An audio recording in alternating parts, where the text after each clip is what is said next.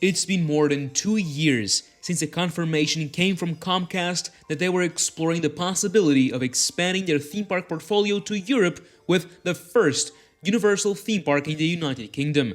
This after an investigation led by fans, and the Theme Park Stop channel had uncovered land acquisitions north of London by the company. The Universal UK project became official not long after, but there were still many different steps before a decision would be made by the Americans. Many phases passed, including conducting land surveys, local hearings, and, of course, planning and developing a proposal. It wasn't until April 2025 that they officially announced that the project would go forward, resulting in the construction of the resort, which would include a 500-room hotel, a retail, dining, and entertainment complex, and of course, the Universal branded theme park, making it the first real Universal theme park in the continent after having owned a part of the Spanish resort PortAventura in the late 1990s. The site itself is at Kempston Hardwick in Bedford, a 540-acre former brickworks parcel that Comcast purchased in 2023, roughly 45 minutes from London by already existing fast rail.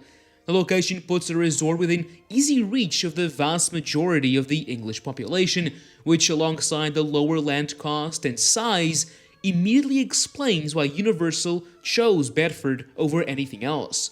Unlike a coastal resort or a major city center, this is a site designed to be accessible to the entire nation, not just tourists already visiting London. But we'll further explore who this park is for later on. With this announcement came the first concept art for the park, one that hides several potential attractions and lands by giving a more conceptual look rather than something concrete. Rumors have been circulating for some time about what the park might actually contain, and while Universal hasn't confirmed nor denied anything, large media outlets including the BBC have reported on possible IPs to be used as attractions based on James Bond, Paddington, and maybe even The Lord of the Rings.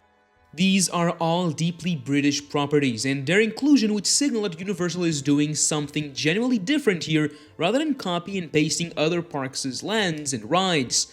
We explored in the past why this could be the route taken by the company, as British visitors are one of the largest markets to the Orlando parks, and having a product too similar to what they offer there could somewhat cannibalize their own parks. During the last year, the company and British government have been working together on the project, and last week a major update was provided which included several announcements.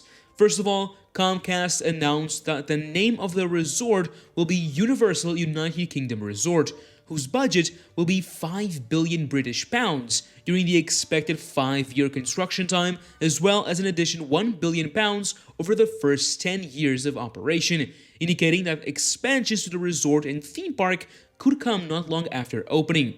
The government will support the construction project with an investment of 1.3 billion pounds on regional and local infrastructure to ensure the resort is well connected to the country and tourists from abroad. The scale of what is being proposed here is truly incredible. By 2055, the project could contribute nearly 50 billion pounds to the UK economy, including the creation of approximately 28,000 jobs across construction, operations, and the wider supply chain. The resort is forecast to attract around 8.5 million visitors in its first year of operation alone. For context, Disneyland Paris welcomed around 15 million visitors in 2023 across both parks. Universal UK is projecting more than half of that in 1 year with a single park. Of course, whether those numbers can be reached or not remains to be seen, but what matters here is the ambition, as that would make it by far the most visited theme park in the country and the second most in all of Europe, just behind Disneyland Park. Although by then I suspect Disney Adventure World's numbers will have gotten higher. Either way, it would place itself alongside the most attended parks in the continent. The announcement was made at the same time by Comcast and the British government, with Chancellor Rachel Reeves visiting the Bedford site and unveiling the name and logo. The political support behind the project is strong, which is a great sign moving forward. Although on a smaller scale, it's the largest infrastructure project of this nature backed by the government since Euro Disney in Europe. That project saw a much larger agreement between the two parties, but Universal is still clearly a very big development, with over £1 billion of public funds being invested in the surrounding area and better connecting the resort to the world. Mark Woodbury, chairman and CEO of Universal Destinations and Experiences, said, Universal United Kingdom Resort reflects a long-term strategy focused on key markets while continuing to enhance our existing parks and strengthen our position as a destination of choice for guests. The company continues to expect the park to open by 2031, in just 5 years, with immersive storytelling, thrilling attractions, and hospitality. To achieve this, earthworks on the site are already taking place. Water drainage and land grading work for theme park site itself is currently underway, with utility pipe installations for theme park areas planned for the later half of the year. Construction proper will begin very soon and, given the timeline, it will need to. As I said, when it comes to what will actually be inside the park, Universal has been very quiet, which is not surprising this early in the process. Let's not forget that Epic Universe's attractions and lands weren't officially showcased and announced until the park was nearing the end of construction.